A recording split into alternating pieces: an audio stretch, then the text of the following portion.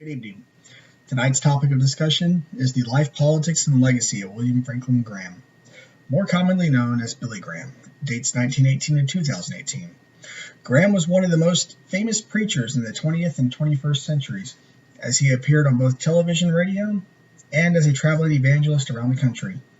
From 1947 to 2005, Billy Graham hosted what were known as crusades, or evangelical campaigns, where he preached the gospel and asked people to come forward, accepting Jesus Christ as their Savior. These crusades, totaling 417 in all, spanned the earth, reaching a total of 185 countries and 6 continents. In his 1992 crusade, which took place in Moscow, over 155,000 people went forward at his call. His attraction in orating the gospel of Christ was so that not only presidents took notice, but also Her Majesty, the Queen of England, Elizabeth II. During the 1950s, he met with Her Majesty to share the gospel, and to her delight, he was invited back in 1995 on Easter Sunday to conduct services for the royal family at their private chapel. Back in the United States, his work was known to many presidents, most of who had a favorable reaction to him. Former President Truman initially thought Graham a con, but later invited him to meet personally at his home, where they became close friends. He helped to influence President Dwight Eisenhower to be saved, and subsequently joining a Presbyterian congregation of whom his wife, Mamie, belonged. Eisenhower also, almost immediately, presided over the first National Prayer Breakfast in 1953. Eisenhower was moved religiously to such an extent that he heartily approved a 1954 congressional bill to insert "Under God" into our Pledge of Allegiance, and "In God We Trust" on our currency after being approved under a 1956 congressional bill.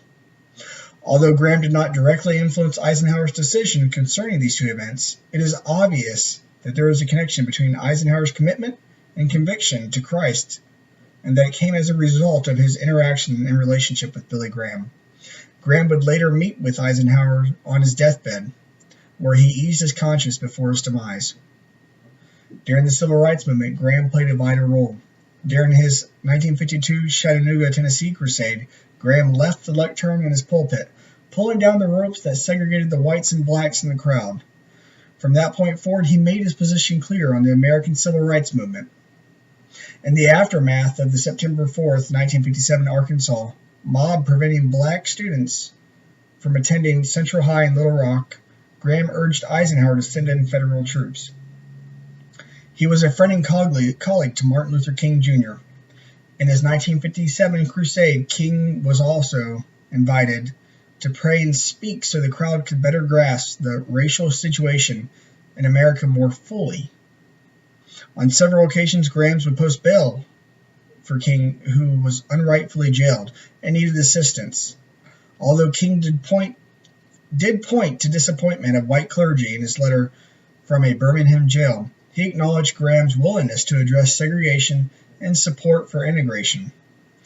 Edward Gilbreth, author of Reconciliation Blues and Birmingham Revolution, describes Graham as before his time, in reference to his position that he held on segregation.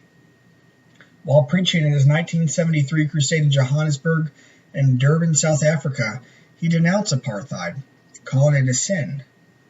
He insisted to his audience, which tallied somewhere in the area of 105,000 persons, to be more integrated. In 1982, he traveled to Moscow on a twofold mission. First, he sought for the Russians to hear the gospel, and secondly, to demand for nuclear disarmament. In 1988, Graham traveled to China to speak to Prime Minister Li Peng and party leaders of the country. The intent of Graham's voyage was to present the gospel of Christ and to make a contribution to world peace. Though the two did not share religious views, they shared a friendly demeanor toward one another. At the time, China harbored an estimated 10 to 20 million Christians. Graham's life was that of one shared with millions as he spread the gospel and reinvigorated the faith among them. His life's work is the legacy of Christianity and evangelism itself. Through his work, he was able to pastor the non-believers, the disbelievers, the indifferent, the modernist, and the fundamentalist, and all of those in between. His work transformed society both domestically and abroad, and in my opinion, he was a blessing sent from Odinai and Yeshua. Thank you for watching my video. Have a good evening.